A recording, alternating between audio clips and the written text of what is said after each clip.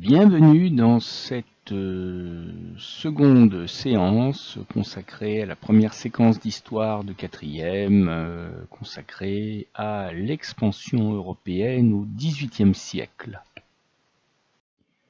La dernière fois, nous avons découvert et construit ensemble une carte assez riche, la carte de la mondialisation du commerce au profit de l'Europe au milieu du XVIIIe siècle.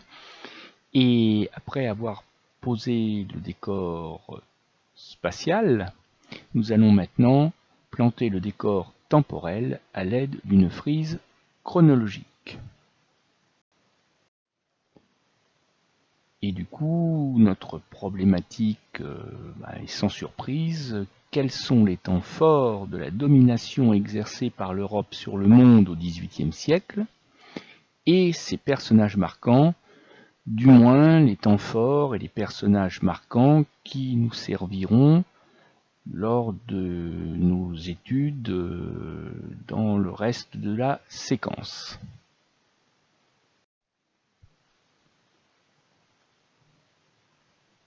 Notre frise chronologique embrasse la totalité du XVIIIe siècle et se confond d'une certaine manière avec ce que l'on a appelé l'âge d'or de la traite atlantique, c'est-à-dire la traite négrière, la déportation des esclaves noirs de part et d'autre de l'océan Atlantique. Et donc, grosso modo, c'est voilà, les années 1700-1790. Alors, le premier repère chronologique est en soi, la première date clé est en soi un peu une curiosité parce que elle n'est pas comprise dans notre XVIIIe siècle et dans son âge d'or de la traite atlantique. Elle le précède. C'est une date qui remonte au XVIIe siècle et d'une certaine manière au programme d'histoire de 5e, puisque cette date clé est associée à l'inventeur de la monarchie absolue, l'absolutisme, autrement dit le roi de France Louis XIV, mais on va avoir besoin de cette date quand justement on va évoquer les relations compliquées entre les esclaves noirs et leurs maîtres blancs, tout simplement parce que, au moins dans les colonies françaises et particulièrement dans les Antilles, mais pas seulement la Réunion, la l'île Bourbon ou autre, c'est le Code noir, la loi intitulée le Code noir,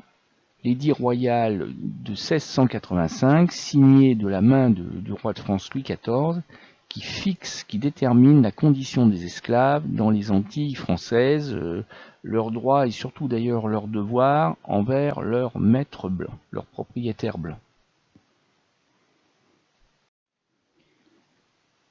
Avec le deuxième repère, là nous nous situons immédiatement au milieu du XVIIIe siècle, au cours de ces années 1756-1763, qui constituent les repères chronologiques associés à la guerre de 7 ans, que j'ai sous-titré « La guerre franco-anglaise du sucre dans les Antilles ». Alors, c'est pas seulement la rivalité sucrière dans les Antilles qui sert de moteur à la guerre de 7 ans, mais comme on va étudier les plantations de sucre des Antilles, eh bien, c'est une manière de faire le lien entre les différents événements. 1758, un repère chronologique artistique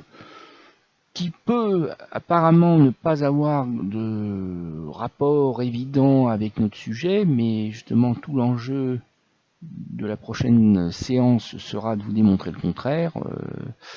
C'est le 1758, c'est l'année au cours de laquelle le peintre Joseph Vernet va peindre une vue du port de Bordeaux sur le fleuve de la Garonne et de la ville de Bordeaux pour honorer une commande que lui a passée un client très très particulier puisqu'il s'agit rien moins que du roi de France Louis XV. Et cette vue du de Bordeaux et de ses environs par le peintre Vernet nous permettra de nous rendre compte que le port de Bordeaux est devenu un port majeur du commerce atlantique au XVIIIe siècle.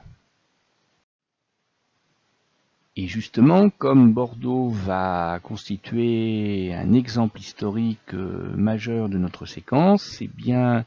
nous verrons que dans le dernier tiers du XVIIIe siècle, c'est-à-dire après la guerre de 7 ans et avant le début de la Révolution française,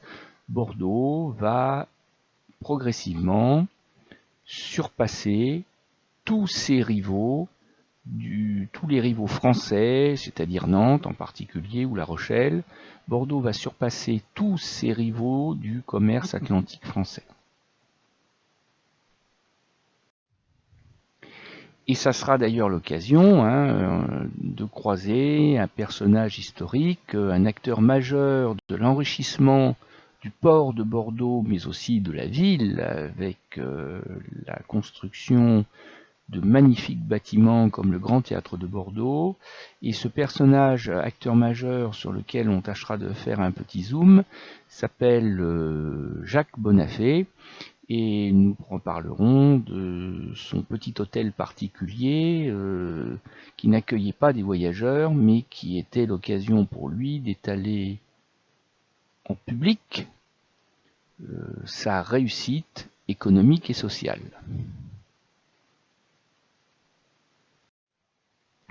Et pour finir, un dernier repère clé que constitue l'année 1789, année de parution à Londres d'une autobiographie, donc une histoire personnelle racontée par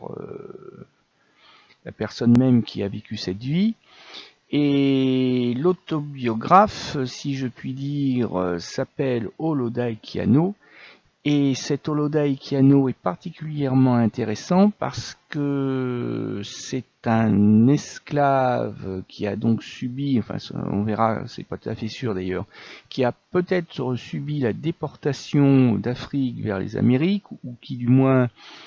l'a décrit avec beaucoup de véracité, et cet Olodai Kiano va dénoncer l'esclavage à travers son autobiographie qui va être un véritable succès de librairie à l'époque. Et Olodai Kiano est finalement la voix de millions d'esclaves anonymes qui n'ont malheureusement jamais pu exprimer leurs plaintes et leurs souffrances. Et Olodai Kiano va devenir leur porte-parole. Alors, parmi nos invités, nos acteurs majeurs des séances à venir, eh bien, commençons par William Pitt, le vieux, pour le distinguer de son fils, également nommé William Pitt, mais que du coup on appellera le jeune à l'époque de Napoléon Ier, pendant la Révolution française. Et William Pitt est le Prime Minister, le Premier ministre anglais de Sa Gracieuse Majesté, alors d'abord George II, puis George III. Et en tant que Premier ministre de la Grande-Bretagne, c'est lui qui lance son pays dans la guerre de 7 ans et qui en sort victorieux, après avoir affaibli la France qu'il chasse du Canada. Et c'est avec William Pitt que la Grande-Bretagne devient la première puissance européenne du XVIIIe siècle. Et comme la mondialisation s'est faite au profit de l'Europe, on peut dire que c'est grâce à William Pitt que la Grande-Bretagne est devenue la première puissance mondiale du XVIIIe siècle. Le deuxième acteur majeur est associé à l'exemple historique de Bordeaux. Il s'agit de François Bonafé, que sous le coup de l'émotion tout à l'heure j'ai prénommé Jacques, mais en fait c'est une erreur, il s'appelle réellement François Bonafé. C'est un armateur, c'est pas une faute de frappe, c'est pas un amateur, on verra plus tard ce que veut dire le mot armateur, et c'est un négociant, donc un commerçant français. Et cet homme-là est parti quasiment de presque rien, pas tout à fait, mais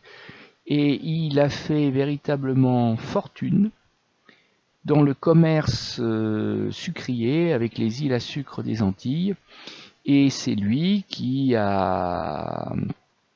fait preuve d'une telle fierté de cette richesse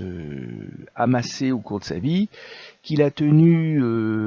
à la montrer, à l'afficher avec une certaine insolence, qui lui sera reprochée d'ailleurs à la fin de sa vie. Et c'est lui qui va faire construire une prestigieuse résidence, l'Îlot Bonafé, face au Grand Théâtre de Bordeaux. Oloda Equiano, j'en ai parlé brièvement tout à l'heure, c'est cet ancien esclave affranchi, donc devenu sur le tard un homme libre, américain, d'origine africaine directe ou indirecte, la question reste posée, peu importe. Oloda Equiano est cet homme noir qui a dénoncé l'injustice et la violence de l'esclavage dans une autobiographie célèbre parue à Londres en 1789 et dont l'authenticité fait un peu débat aujourd'hui parce qu'on verra, il a peut-être parfois inventé certaines parties de sa vie, bon, mais ça n'empêche pas que ce qu'il raconte est un témoignage exceptionnel sur la condition des esclaves au XVIIIe siècle, des esclaves victimes de la traite atlantique, de la traite négrière. Et pour finir, parmi nos acteurs majeurs, une actrice, mais pas au sens théâtral du terme, hein, mais quelqu'un qui a contribué à l'esclavage